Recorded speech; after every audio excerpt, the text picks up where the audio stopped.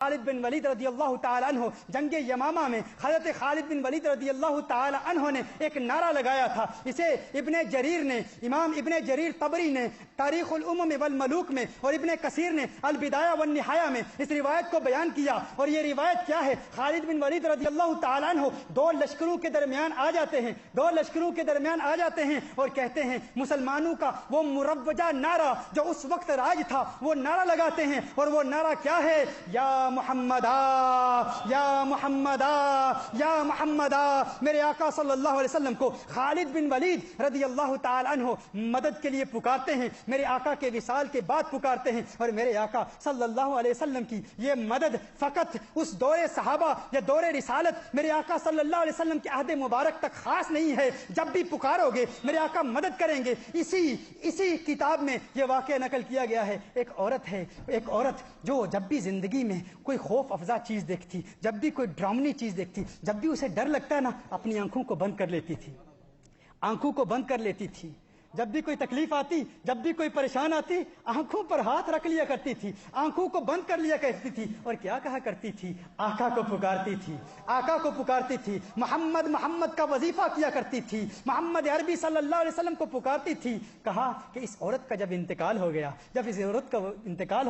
جب اس کا وصال ہو گیا تو اس کے بھتیجے نے اسے دیکھا اور کہا، اس کے بھتیجے نے خواب میں اسے دیکھا اور کہا کیا آپ نے قبر میں منکر نکیر کو دیکھا ہے؟ کیا آپ نے قبر میں منکر نکیر کو دیکھا تھا؟ وہ دو فرشتوں کو دیکھا تھا. وہ عورت کہتی ہے بیٹے دیکھا تو تھا میں نے ان دو فرشتوں کو، میں نے ان دو ملائکہ کو دیکھا تھا، لیکن تجھے یاد ہے نا دنیا میں جب بھی میں کوئی خوف افزا منظر دیکھتی، جب بھی کوئی ڈراؤنا منظر دیکھتی، میری ایک عادت تھی آنکھوں پر ہاتھ رکھ لیا کرتی تھی، محمد عربی کو پکارتی تھی. کہا میں جب قبر میں گئی نا تو اچانک دو فرشتے سامنے آ گئے، دو ملائکہ سامنے آ گئے. چونکہ مجھے عادت تھی آقا کو پکارنے کی، کہا قبر میں پہنچتے ہی میں نے آنکھیں بند کر لی اور محمد کا وظیفہ شروع کر دیا. آقا کو پکارنا شروع کر دیا، محمد کا وظیفہ شروع کر دیا، مدینے والے کو پکارنا شروع کر دیا. کہا جب آنکھ سے ہاتھ اٹھایا تو فرشتے جا چکے تھے.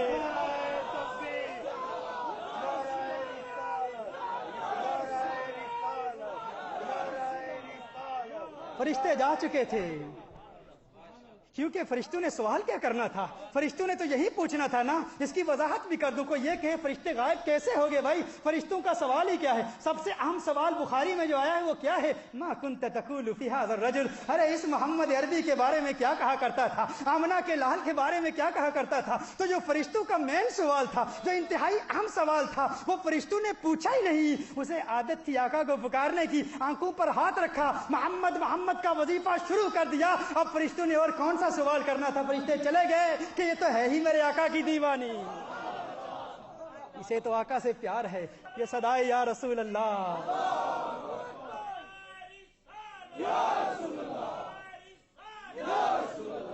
حضرت ابو زید انصاری رضی اللہ تعالیٰ عنہ روایت فرماتے ہیں حضور اکرم صلی اللہ علیہ وسلم نے مجھے فرمایا قریب ہو جاؤ، میرے قریب ہو جاؤ، میرے آقا صلی اللہ علیہ وسلم نے. اور یہ روایت مسند امام احمد کی ہے. حدیث کا حوالہ ساتھ پیش کر رہا ہوں. میں ہوائی باتیں کرنے کا عادی نہیں ہوں، میں نے پہلے بتا دیا، نہ ہی کوئی خطیبانہ حاشیہ آرائی کا عادی ہوں. حق بیان کر رہا ہوں. جو حقیقت کے خریدار ہیں حق کو قبول کریں گے. ابو زید انصاری رضی اللہ تعالیٰ عنہ روایت فرماتے ہیں کہ حضور اکرم صلی اللہ علیہ وسلم نے مجھ سے فرمایا میرے قریب آؤ. پھر میرے سر اور داڑھی پر اپنا دستے مبارک پھیرتے ہیں، سر پر ہاتھ پھیرتے ہیں، داڑھی پر ہاتھ پھیرتے ہیں اور دعا فرمائی الہی اسے زینت بخش، ہے اللہ اس کے حسن میں دوام پیدا کر، یا اللہ اس کے حسن کو دوام عطا فرما، اسے زینت عطا فرما. راوی کہتے ہیں انہوں نے 100 سال سے زیادہ عمر پائی، لیکن ان کے سر اور داڑھی کے چند بال سفید ہوئے تھے اور ان کے چہرے کا نور اور چہرے کی جگمگاہٹ اور جلملاہٹ کا عالم یہ تھا کہ ان کے چہرے پر ایک شکن بھی نمودار نہیں ہوئی.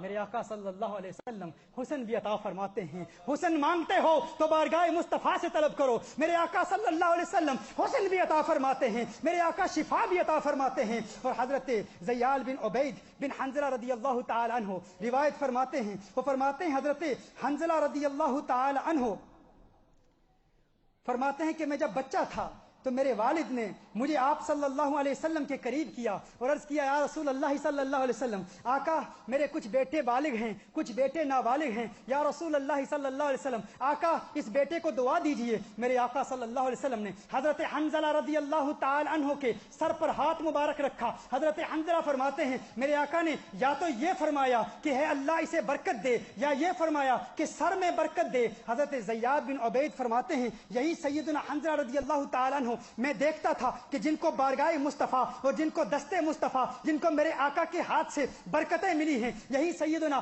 حنظلہ رضی اللہ تعالی عنہ ایسے مقام پر فائز ہوتے ہیں کہ ایک وقت آتا ہے کہ لوگ ان کی بارگاہ میں آتے ہیں، وہ لوگ جن کے چہرے پر سوجن تھی، یا وہ جانور جن کے تھنوں میں جن کے تھن سوجے ہوئے تھے، ان جانوروں کو ان کی بارگاہ میں پیش کیا جاتا ہے، یا وہ لوگ جن کے چہروں پر جن کے چہرے سوج جاتے ہیں، متورم ہو جاتے ہیں، ان کو ان کے پاس پیش کیا جاتا۔ سیدنا حنظلہ رضی اللہ تعالی عنہ کا عمل کیا ہے؟ سیدنا حنظلہ اپنے ہاتھ پر تھوکتے تھوک کر بسم اللہ پڑھتے، بسم اللہ الرحمن الرحیم پڑھنے کے بعد اپنا ہاتھ اپنے سر پر رکھتے، اپنا ہاتھ اپنے سر پر رکھ کے ایک وظیفہ پڑھا کرتے تھے۔ وہ وظیفہ کیا ہے؟ یہ وہ جگہ ہے جسے دستے مصطفیٰ نے چھوا ہے، یہ وہ جگہ ہے، یہ وہ سر ہے جسے میرے آقا نے چھوا ہے، یہ وہ سر ہے جسے میرے آقا صلی اللہ علیہ وسلم نے مس کیا ہے۔ کہا پھر اس ہاتھ کو اس شخص کے چہرے پر رکھتے اسے فوراً شفا مل جاتی تھی، فوراً شفا مل جاتی تھی۔ یعنی میرے آقا کے ہاتھوں سے برکت سیدنا حنظلہ کے سر کی طرف منتقل ہوئی،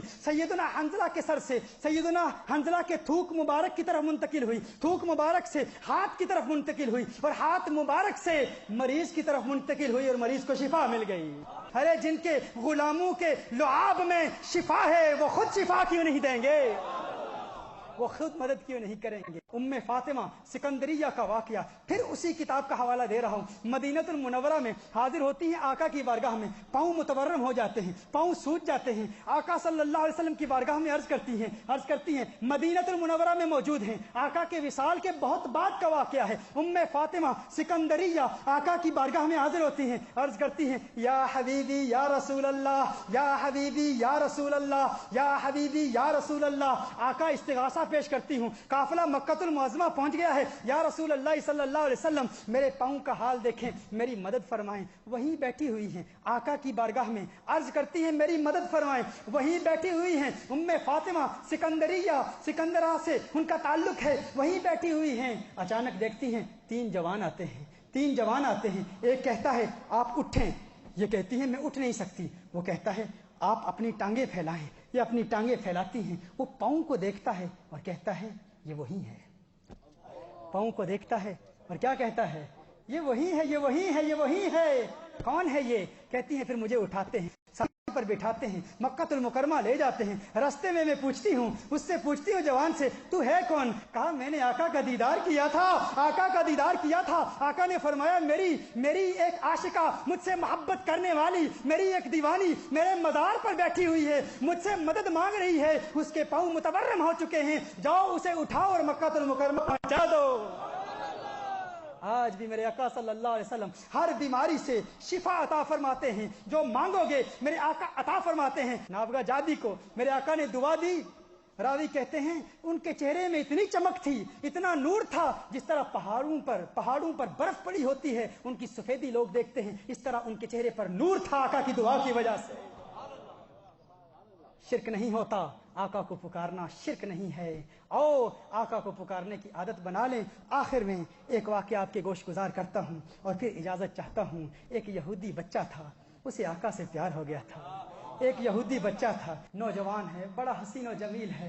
میرے آقا صلی اللہ علیہ وسلم کو ایک مرتبہ مدینہ المنورہ کی گلیوں میں دیکھ لیتا ہے، میرے آقا کا حسن دیکھ لیتا ہے، چہرہ والضحیٰ کو دیکھ لیتا ہے، آقا کے نور کو دیکھ لیتا ہے۔ جو ہی آقا کا نور دیکھتا ہے آقا کا دیوانہ ہو جاتا ہے، آقا کا عاشق ہو جاتا ہے، اپنا دل آقا کو دے دیتا ہے، مدینے والے کے حوالے کر دیتا ہے، آقا کا دیوانہ ہو جاتا ہے، چہرہ والضحیٰ کو آئینہ دل میں اتار لیتا ہے، میرے آقا کے حسین چہرے کو اپنے دل میں اتار لیتا ہے، ہر وقت آقا کی یاد میں رہتا ہے، آقا کے پیار میں، آقا کے عشق میں، آقا کی محبت میں، آقا کی دیوانگی میں، آقا کے حسن کی یادوں میں ہر وقت محو رہتا ہے، ہر وقت مستغرق رہتا ہے، اور اپنے والد کو بھی نہیں بتاتا، اپنی والدہ کو بھی نہیں بتاتا، کسی کو کیا بتائے؟ یہودی بچہ ہے اور والد بھی یہودی، ماں بھی یہودی، ان کو بتا دے گا۔ اگر ان کو بتاتا ہے کہ مجھے محمد عربی سے پیار ہوگا، پیار ہو چکا ہے، ناراض ہو جائیں گے والدین۔ کسی کو بتاتا نہیں، رشتہ داروں کو نہیں بتاتا، کسی کو اطلاع نہیں دیتا کہ مجھے آقا سے پیار ہو گیا ہے۔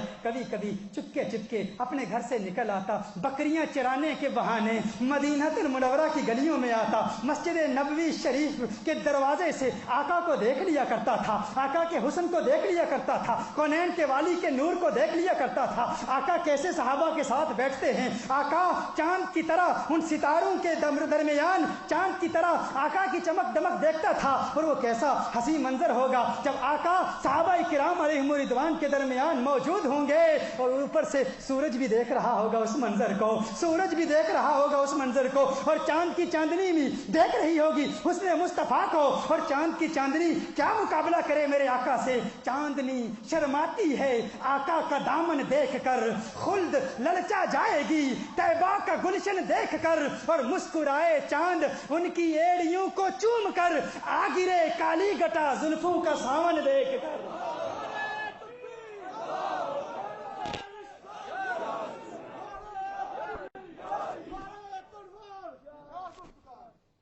میرے آقا صلی اللہ علیہ وآلہ وسلم کا حسن دیکھ لیتا تھا۔ ایک وقت آیا، ایک مدت بیت گئی، ایک وقت گزر گیا، ایک عرصہ ہو گیا، آقا کا حسین چہرہ اس یہودی کو نظر نہیں آیا۔ وہ حسین و جمیل ماں باپ کا اکلوتا بیٹا تھا، ایک ہی بیٹا تھا، آقا کا چہرہ نظر نہیں آیا۔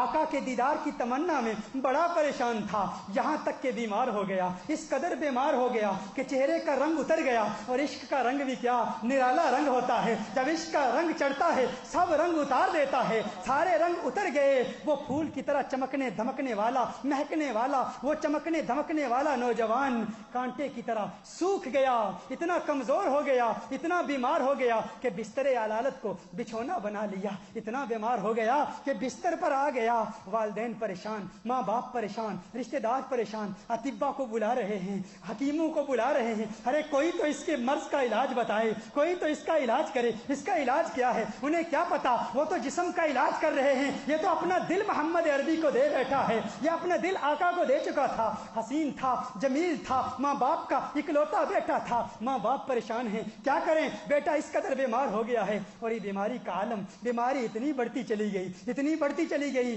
کہ وہ رات بھی آ گئی، وہ شام بھی آ گئی جو اس کی زندگی کی آخری شام تھی۔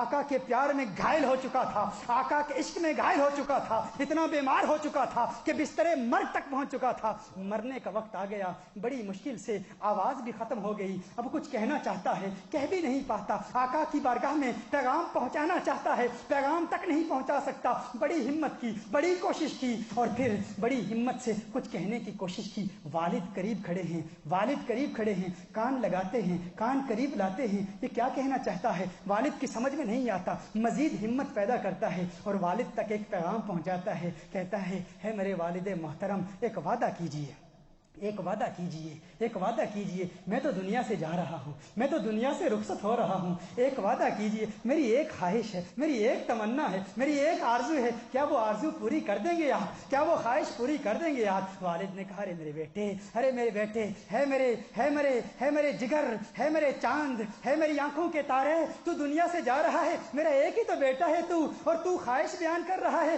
تو سمجھتا ہے میں تیرا وعدہ نہیں پورا کروں گا؟ تو حکم تو کر، تو ایک مرتبہ بتا تو کیا چاہتا ہے؟ میں تیرا وعدہ پورا کروں گا، میں اپنا سارا سرمایہ لگا دوں گا، جو مانگتا ہے میں تجھے عطا کروں گا۔ یہودی کہتا ہے ناراض نہ ہو جائیے گا، مجھ سے ناراض تو نہیں ہوں گے؟ کہا نہیں ناراض ہوں گا، کہا کہ میں اپنا دل آمنہ کے لال کو دے بیٹھا ہوں، میں اپنا دل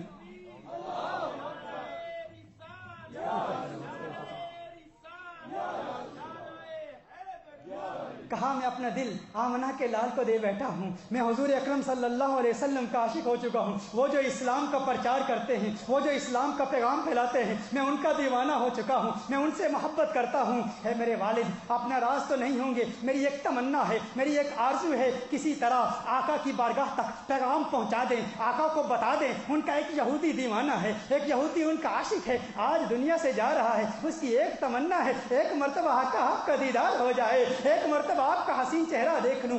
والد کو بڑا غصہ آتا ہے، بہت غصے میں آ جاتا ہے، بہت غصے میں آ کر کہتا ہے تو کیا کہہ رہا ہے؟ تجھے محمد عربی اسلام کے پیغمبر سے پیار ہو گیا ہے، ان کی محبت میں بیمار ہو گیا ہے۔ لیکن والد کرتا تو کیا کرتا، وعدہ کر چکا تھا نا، وعدہ کر چکا تھا، ایک ہی بیٹا تھا، دنیا سے جا رہا تھا۔ والد نے کہا ٹھیک ہے میں محمد عربی کو بلاتا ہوں، میرے آقا صلی اللہ علیہ وسلم کی بارگاہ تک والد پیغام پہنچاتے ہیں، والد کا پیغام مدینے والے تک پہنچتا ہے۔ کونین کے والی مصطفیٰ جان رحمت پہ لاکھوں سلام، میرے آقا صلی اللہ علیہ وسلم جو رحمت عالم ہیں، کونین کے والی ہیں، خسرو خوباں ہیں، سیاح لامکاں ہیں، امت سے پیار کرتے ہیں، مخلوق سے پیار کرتے ہیں، اپنے پیار کرنے والوں سے پیار کرتے ہیں۔ فوراً صحابہ کے ساتھ میرے آقا صلی اللہ علیہ وسلم اس یہودی کے گھر چلے جاتے ہیں۔ جو ہی یہودی کے گھر پہنچتے ہیں، وہ بچہ، وہ نوجوان اس بستر مرگ پر اپنے بستر پر لیٹا ہوا ہے۔ اب اس کی آنکھیں انتظار کرتے کرتے اب اس کی آنکھیں بند ہو چکی ہیں، اس کی آنکھیں بند ہو چکی ہیں۔ وہ یہودی اپنے بیٹے کے کان میں کہتا ہے، اے میرے بیٹے دیکھ تیرا پیار آ گیا ہے، دیکھ تیرا پیار آ گیا ہے، دیکھ تیرا محبوب آ گیا ہے۔ ارے جس کی وجہ سے، جس کے عشق میں گھائل ہو کر آج تو مر رہا ہے، دنیا سے جا رہا ہے، دیکھ تیرا پیارا آ گیا ہے، دیکھ تیرا محبوب آ گیا ہے۔ اس کی وہ روح جو قفس انصری سے پرواز کرنے کے لیے تیار تھی، گویا اپنے آقا کا نام سن کر وہ روح واپس لوٹ آتی ہے۔ فوراً آنکھیں کھولتا ہے، چہرہ بددہا دیکھتا ہے، علم نشرح کا سینہ دیکھتا ہے، مذاق کے سرخ ڈورے دیکھتا ہے، آقا کا حسین چہرہ دیکھتا ہے، آقا کے نور کو دیکھتا ہے، عرض کرتا ہے، اے میرے پیارے، اے میرے محبوب، اے میرے پیارے، ایک تمنا، ایک آرزو، کوئی سجدے نہیں کیے، کوئی عبادت نہیں کی، نہ کوئی تقویٰ ہے، نہ کوئی پرہیزگاری ہے، میرے پاس کچھ بھی نہیں ہے، کیا میری بھی نجات ہو سکتی ہے؟ کیا میری نجات کا بھی کوئی امکان ہے؟ میرے آقا صلی اللہ علیہ وسلم نے ارشاد فرمایا، ہاں میں محمد عربی تیری نجات کی ضمانت دیتا ہوں، آج کلمہ توحید پڑھ لے، میں تیری نجات کی ضمانت دیتا ہوں، میں تیری نجات کی ضمانت دیتا ہوں۔ میرے آقا نے فرمایا، آج کلمہ توحید پڑھ، میں تیری نجات کی ضمانت دیتا ہوں۔ وہ کہتا ہے، اے محمد عربی آپ کی ضمانت پر قبر سے لے کر دخول جنت تک آپ کی ضمانت پر کلمہ توحید پڑھتا ہوں، کلمہ پڑھتے ہوئے آقا کے قدموں میں گر جاتا ہے اور جان اللہ کی سپرد کر دیتا ہے۔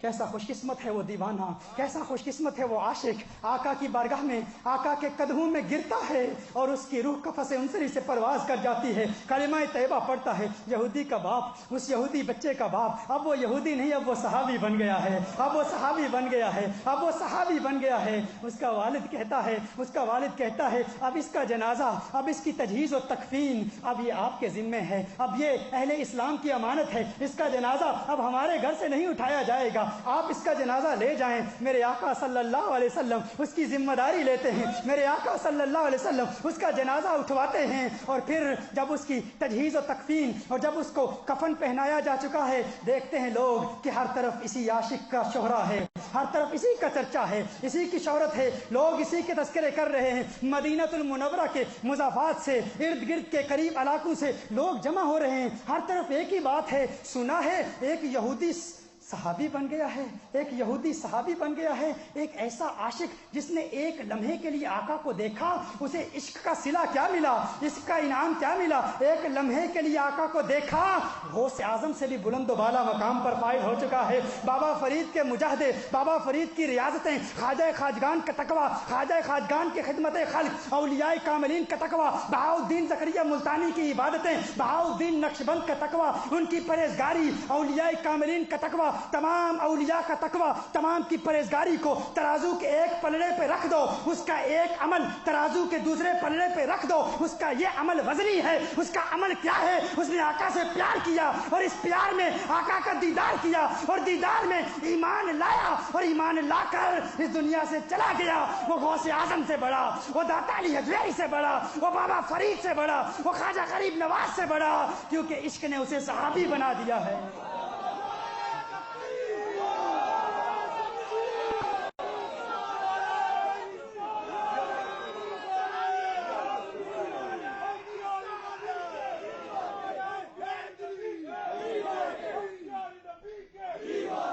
دیوانے کا جنازہ مدینہ المنورہ میں اٹھایا ہوا ہے لوگوں نے، عاشق کا جنازہ ہے، ذرا دھوم سے نکلے، محبوب کی گلیوں میں جھوم جھوم کر دیوانے اس کا جنازہ اٹھائے ہوئے ہیں۔ اب ہوتا کیا ہے؟ صحابہ ایک عجیب و غریب منظر دیکھتے ہیں۔ صحابہ دیکھتے ہیں کہ آقا کے چلنے کا انداز بدل گیا ہے، آقا کے چلنے کا انداز بدل گیا ہے۔ آقا اپنے پنجوں کے بل چل رہے ہیں، میرے آقا پنجوں کے بل چل رہے ہیں، آقا پنجوں کے بل چل رہے ہیں۔ ایک صحابی نے عرض کیا، یا رسول اللہ صلی اللہ علیہ وسلم، آقا یہ کیا ہے؟ آج ہم آپ کو دیکھ رہے ہیں، آپ اپنے پنجوں کے بل کیوں چل رہے ہیں؟ میرے آقا نے ارشاد فرمایا، اے میرے صحابی، تو کیا جانتے یہ عاشق کے صادق، اس کا چرچا فقط مدینے کی گلیوں میں نہیں ہے، اس کا چرچا عالم بالا میں بھی ہو رہا ہے، اور عالم بالا کے فرشتے اس کی زیارت کے لیے آسمان سے مدینے میں اتر آئے ہیں، اور مجھے اس مدینہ المنورہ میں پاؤں رکھنے کی جگہ نہیں مل رہی، اس لیے پنجوں پر چل رہا ہوں۔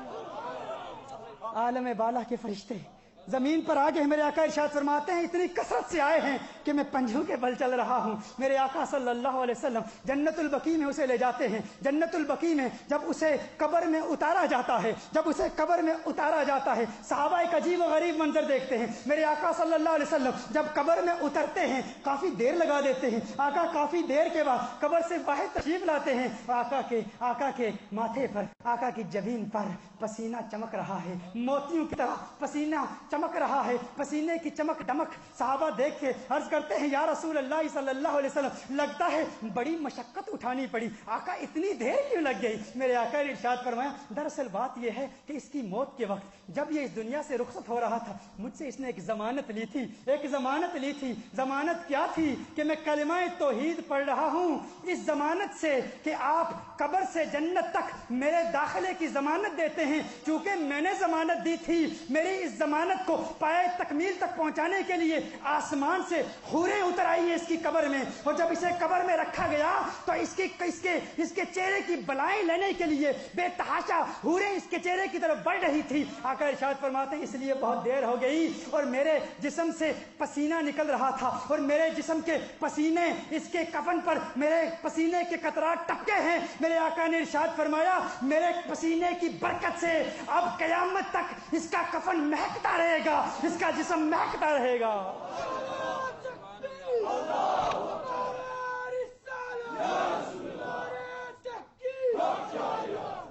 میرے آقا سے پیار کرنے والے کو، جو میرے آقا سے پیار کر لے، وہ یہودی بھی ہو صحابی بن جاتا ہے۔ عقلی دلائل بہت دیے جاتے ہیں، لیکن عشق کی باتیں بھی کیا کرو۔ یہاں پر غیر مسلموں تک دین کا پیغام پہنچانے کے لیے آقا کی عظمتیں بیان کیا کرو، آقا کے معجزات بیان کیا کرو، عشق کی بات کیا کرو۔ ہم عشق کی بات کر رہے ہیں۔ اللہ آپ کی محبتیں قبول فرمائے، اللہ آپ کا ذوق سماعت زندہ رکھے، اللہ تعالیٰ آپ کو سلامت رکھے، تمام کی حاضری کو اپنی بارگاہ میں قبول و منظور فرمائے۔ وآخر دعوانا ان الحمد للہ رب العالمین۔